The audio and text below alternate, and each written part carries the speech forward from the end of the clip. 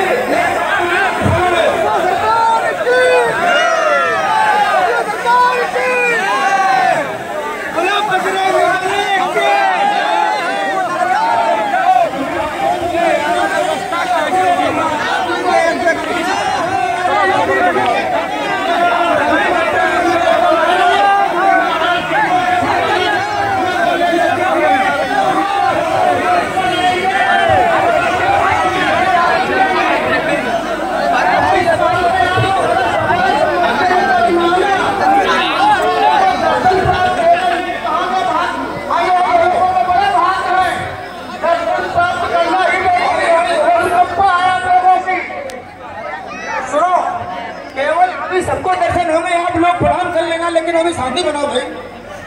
महाराज जी स्वयं इतने व्यस्त पधार रहे हैं, वो बड़ी बात है। सेवा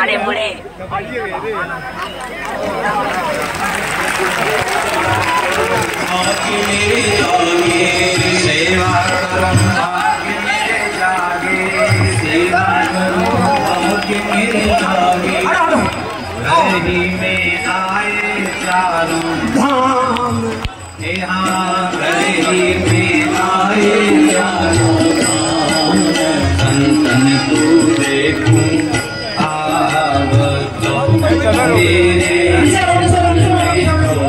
यही करता संतन को देखूं संतन को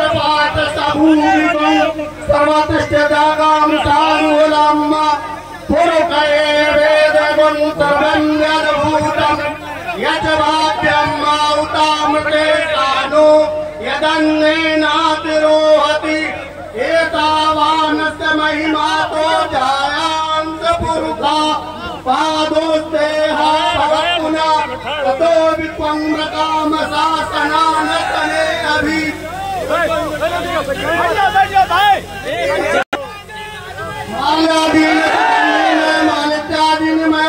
डॉक्टर हनुमान जी महाराज की, श्री परम पूज्य महामंडलेश्वर श्री श्री 1008 श्री रामदास जी महाराज की।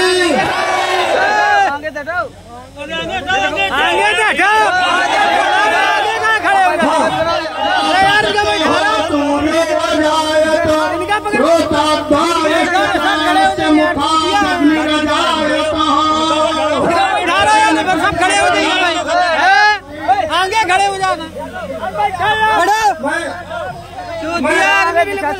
मंच पर आमंत्रित कर रहा हूँ परम पूज्य श्री महाराज जी गौरियापुर आश्रम।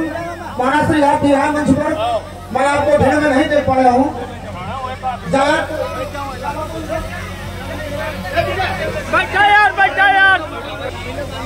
महाराज श्री, ये इन सभी भक्तों का आपके प्रति एक भाव है, और ऐसा आज ही नहीं हुआ होगा, अनेकों बार हुआ होगा जब आप अभी देंगे पहले सुनो और भी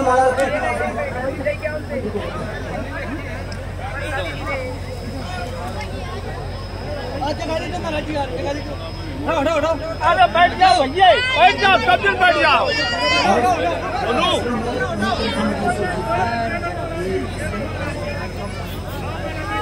राजा रामचंद्र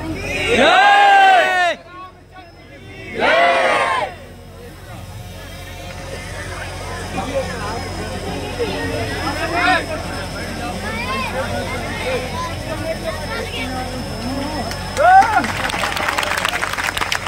आइए महाराज जी।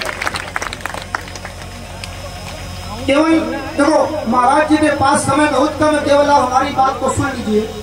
और जो लोग महाराज जी का आशीर्वाद तो सबको मिल ही रहा है।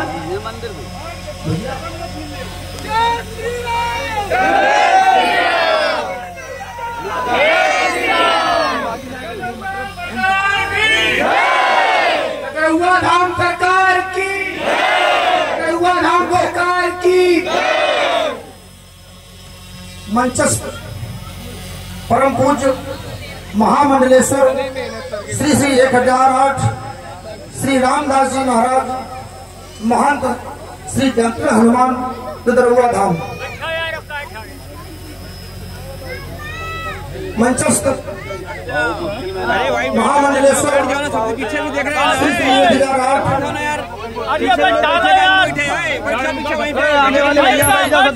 श्री जगन्नाथ जी महाराज महंत श्री गौरियापुर आश्रम एवं उपस्थित सभी भक्तजन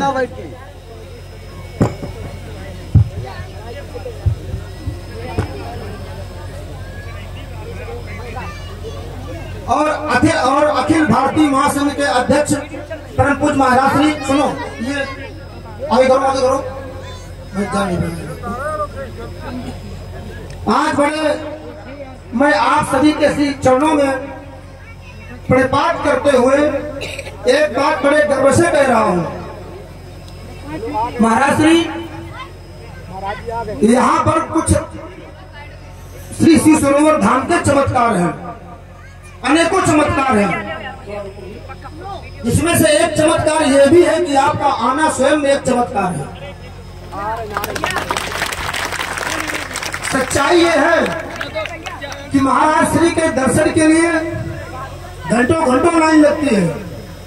शनिवार मंगलवार के अलावे आपको दर्शन हो ही नहीं सकते हैं। महाराज भी इतने व्यस्त है कि अगर ये कहा जाए कि ये जो मुख्यमंत्री का प्रोग्राम है उसी तरीके महाराज श्री का प्रोग्राम है।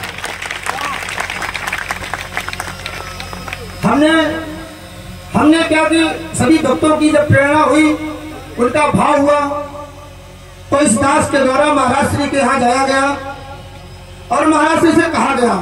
लेकिन सरल कितने हैं। मैं तो कहता हूं कि संत हृदय नवनीत समाना, शायद अगर ये जब चौपाई मानसकार गोस्वामी जी ने लिखी होगी तो शायद इसीलिए लिखी होगी तो संत विराजमान है, तो इनके लिए चौपाई लिखी होगी। एक मैं घटना बता रहा हूं, उसके बाद महाराज श्री का आशीर्वचन होगा। एक बार एक टिटीरी जो अंडे रखती है, एक टिटीरी के अंडे समुद्र में जब तरंग आई तो वो अंडे बह गए। जब वो अंडे बह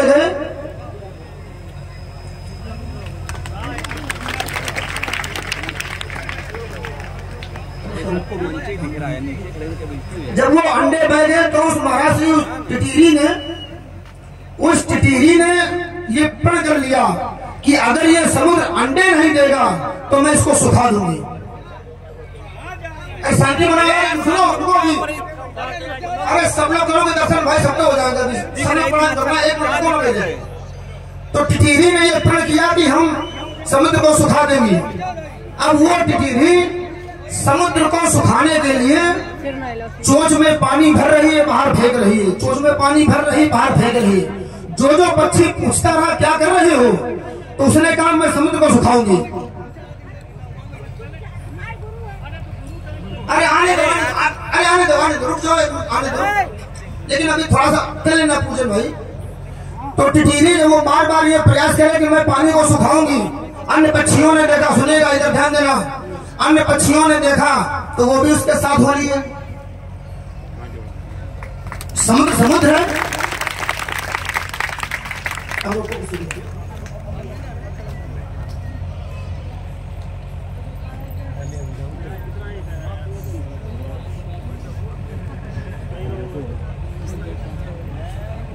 रुको 5 मिनट, गुरु पूजन कर लेना। महाराज जी रुके 5 मिनट, आप रुको ना, ये सुनो।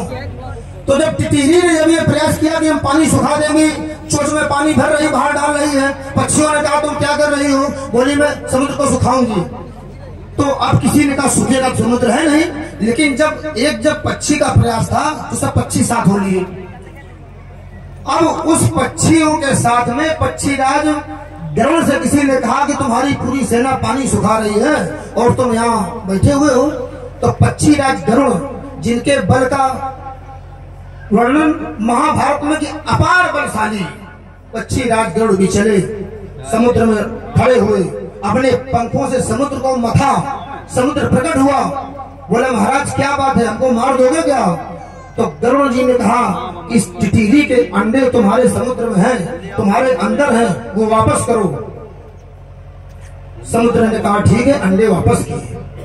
कहने का भाव ये है कि जब उस टिटीरी के प्रयास से स्वयं गरुड़ जी को आना पड़ा, तो हम सबके प्रयास से, भगवान प्रेरणा से महाराज जी को आना पड़ा। और महाराज श्री अति व्यस्त हैं, आपके श्री चरण पधारे। महाराज श्री को कल आना था, लेकिन महाराज श्री के स्वयं आश्रम में वृंदावन में यज्ञ की पूर्णाहुति थी, महाराज श्री गए। और मैं तो ये कहता हूँ कि महाराज श्री के दर्शनों के लिए जैसे आप दर्शन कर पा रहे हैं, ये बहुत मुश्किल होता है। अभी आप यूट्यूब में सर्च कर लेना। महाराज श्री कहते हैं कि मैंने कभी 1 किलो चून नहीं खरीदा, लेकिन महाराज श्री के यहाँ अभी जो वार्षिकोत्सव था उसमें बहुत सारे लोग गए हुए थे। ताज्जुब मानोगे आप, जहाँ जेसीबी से 20-20 कुंटल आलू की सब्जी जिन कढ़ाइयों में बनती हो, उनसे जेसीबी 60 ट्रैक्टर लगे हुए थे। 2 से 3 लाख व्यक्ति रोज भोजन पा रहे थे, क्या व्यवस्था रही होगी। और एक और मैं आश्चर्य बता रहा हूँ, जब हम लोग खड़े थे मैं तो महाराज श्री को जान रहा था। महाराज श्री आरती करने के लिए मंदिर में पधारे, यही ड्रेस, केवल एक कपड़ा, एक धोती। महाराज श्री निकले, हमारे साथ जो लोग थे जान नहीं पाए कि महाराज श्री है ये। प्रणाम नहीं किया, सोचा प्रणाम किया, मन से प्रणाम किया, चले गए। हमने जब पता किया महाराज श्री आए थे तो बोले इधर तो नहीं गए। हमने कहा देखो वो आ रहे हैं। तब अरे एक विभूति जो इतनी सरल व्यवस्था, अरबों खरबों की व्यवस्था, लेकिन महाराज श्री आप यहाँ पधारे। आपका आगमन हम सबके लिए उस भाग्य का उदय है कि मान लिया जाए कि मानो स्वयं श्री डॉक्टर हनुमान स्वयं पधार चुके हैं।